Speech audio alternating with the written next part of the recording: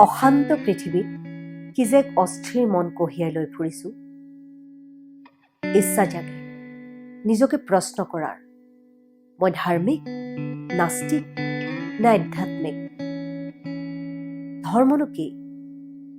অতি ধাৰ্মিকতাৰ পোছাক পিন্ধি বিবেক বুদ্ধি জ্ঞানহীন হৈ গোড়ামীৰ কবলত আবদ্ধ নেকি মই?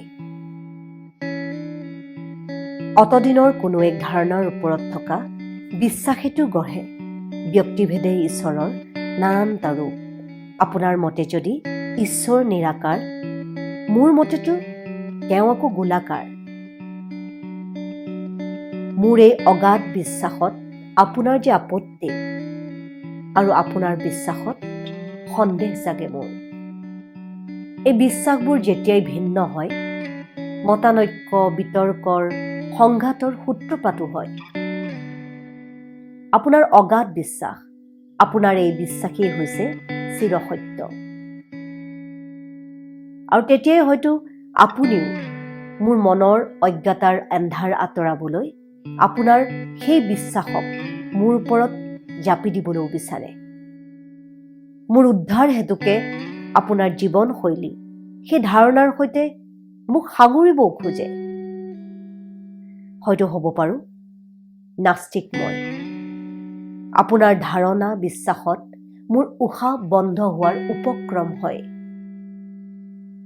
হয়তো মই বিজ্ঞানৰ আশ্ৰয় লওঁ, বিজ্ঞানক দোহাই আপোনাক মই সমালোচনাও কৰোঁ। বিজ্ঞান, ডাৰউইনে ক'লে বান্দৰৰ বিৱৰ্তন আমি। আপোনাৰ দাবী ঈশ্বৰৰ অপূৰ্ব সৃষ্টিহে আমি। বিজ্ঞানে কিন্তু নতুনত্বক সত্যতা, যুক্তি, তথ্য পৰীক্ষাৰ ভিত্তিত আদৰিও লয়। এটি ধাৰণাকে সৰ্বকালৰ বাবে চিৰসত্য বুলি বিজ্ঞানে হয়তো নকয়। বিজ্ঞান চিৰ উৎসুক, অনুসন্ধানত আগ্ৰহী। বিজ্ঞান গোড়া নহয়। বিজ্ঞান যদি সুগঠিত জ্ঞান হয়, জ্ঞানৰ প্ৰথম পদক্ষেপটোৱে হৈছে আমি যে একো নাজানো, অৰ্থাৎ আমাৰ অজ্ঞতাক স্বীকাৰ কৰা। অজ্ঞজনেহে কিছু শিকাৰ অৱকাশ থাকে। ভাৱ হয়, এই অতি নাস্তিক বুলি দাবী কৰা জনৰো দেখোন থাকে এক গাঢ় বিশ্বাস। সেই বিশ্বাসৰ ভিত্তিতে তেওঁ হৈ পৰে অলৰঅচৰ, অহংকাৰী। নাস্তিকতাৰ আশ্ৰয়ত ক্ৰমাৎ আন এক গোড়ামীৰ গ্ৰাসত তেওঁ। প্ৰশ্ন হয়, তেনেহলে মইনো কোন? মোৰ এই শৰীৰ মই নহয়। মোৰ নাম, পৰিচয়, মোৰ পৰিয়াল, মোৰ ঘৰ, মোৰ আবেগ অনুভূতি কোনোৱে যদি মই নহয়, তেন্তে মইনো কোন? ঈশ্বৰ, আল্লাহ, নেদেখাজনৰ ঠিকনা আমি সকলোৱে জানো। স্বৰ্গ নৰকৰ ভৌগোলিক প্ৰতিচ্ছবি মন মগজুত স্পষ্ট।